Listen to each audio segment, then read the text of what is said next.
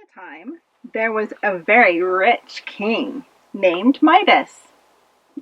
He lived in a fine castle with his daughter Marigold.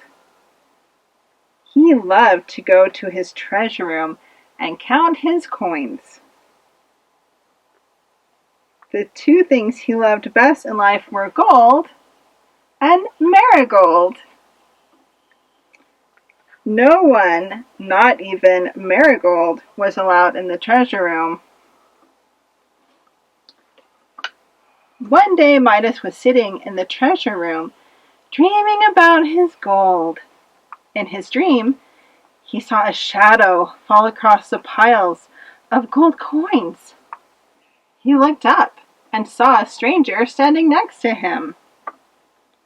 Since no one was allowed in his treasure room, Midas was surprised. The stranger looked kind, however, so Midas wasn't afraid. He greeted the man, and they began to talk of gold. "You certainly have a lot of gold," said the stranger. "It's not much," said Midas. The stranger smiled. "Do you even want more gold than this?" he asked. "If I had my way, everything I touched would turn to gold," Midas replied. The stranger's smile grew wider. "So, you want the golden touch, huh? Very well, I'll give it to you. At sunrise tomorrow, you'll be able to turn everything you touch into gold."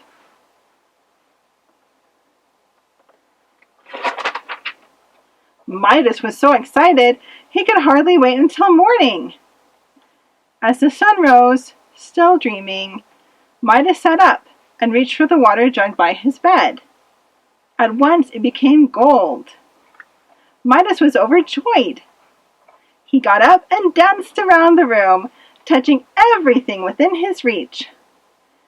Soon he had a room full of gleaming gold objects. When he reached for his clothes, they turned to heavy golden cloth. "Now I shall really look like a king," he said. He got dressed and admired himself in the mirror. Midas was impressed by his golden clothes. Though they were so heavy, he could barely move. His looking glass was more of a problem. He tried to use it to see his new treasures better. To his surprise, he could not see anything through it. He put it on the table and found that it was now gold. But Midas was too excited to worry. He said, "I can see well enough without it. Besides, it's much more valuable now." Midas went down to his rose garden. There he touched rosebush after rosebush. Soon, one corner of the garden was filled with golden roses. Their bright petals reflected the sun, and their stems had become thin golden wires. This will be the flower. Oh, okay. Their bright petals reflected the sun, and their stems had become thin golden wires.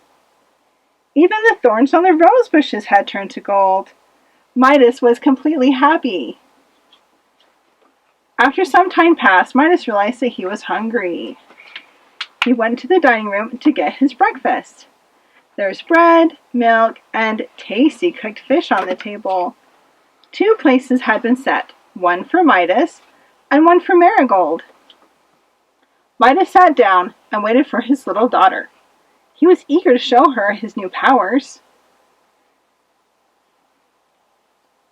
When Marigold arrived, Midas was surprised to see she was crying. "Why are you sad on such a wonderful morning?" he asked. Marigold held up a gold rose. Look what happened to the flowers in our lovely garden," she said. "Our roses have no smell anymore. Their petals have become hard with sharp edges, and they have such an ugly color." Midas was too ashamed to tell Marigold how the roses had become hard and golden. So he just said, No, Marigold, everything will be all right." Marigold sat down, but she didn't cheer up. She was so upset that she didn't notice what was going on at the table. Midas was having a lot of trouble with his breakfast. When he looked at a piece of bread, it turned into a lump of gold in his hand. The fish became beautiful, but useless. Golden fish with tiny gold bones. Milk in his cup hardened into metal when his lips touched it.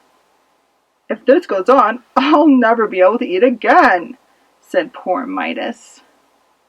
Marigold looked up. "Father, what's wrong?" she asked. Then she saw all the shining food on the gleaming dishes in front of her father. "Oh, poor father," she said. She gave him some of her food, but it turned into gold. Marigold felt sorry for her father. She hurried over to comfort him. She threw her arms around him. Midas said, "No!" But it was too late. His daughter had turned into a golden statue. Even the tears on her cheeks had turned into tiny drops of gold. "Oh, what a terrible thing I've done!" cried Midas. Midas, with great sadness, sat next to poor Marigold for a long time. After a while, he heard someone in the doorway. He looked up, and there was the stranger standing in the doorway. "I see the golden touch has not made you happy," the stranger said gently. "I would do anything to get rid of this terrible gift," Midas said. The stranger said, "Go and wash yourself in the river. Then splash water from the river on everything you turned into gold." Midas thanked the stranger, grabbed a huge jug, and rushed outside. When he ran through the garden, more roses turned to gold as he brushed past them. Midas reached the river and walked in it. He stayed there for a long time before getting out. Then he nervously touched a flower growing along the river. Ding! It didn't turn to gold. "I'm cured!" Midas shouted. He picked up his gold jug and filled it with water. Ding! At once it became an ordinary jug again. Midas ran with the jug to Marigold. As soon as he poured the water on his beloved daughter, her skin became soft, and she began to move. Midas hugged his daughter joyfully.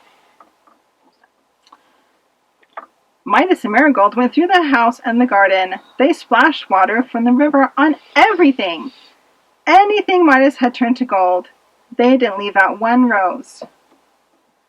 After what seemed like a very long time, Midas woke up.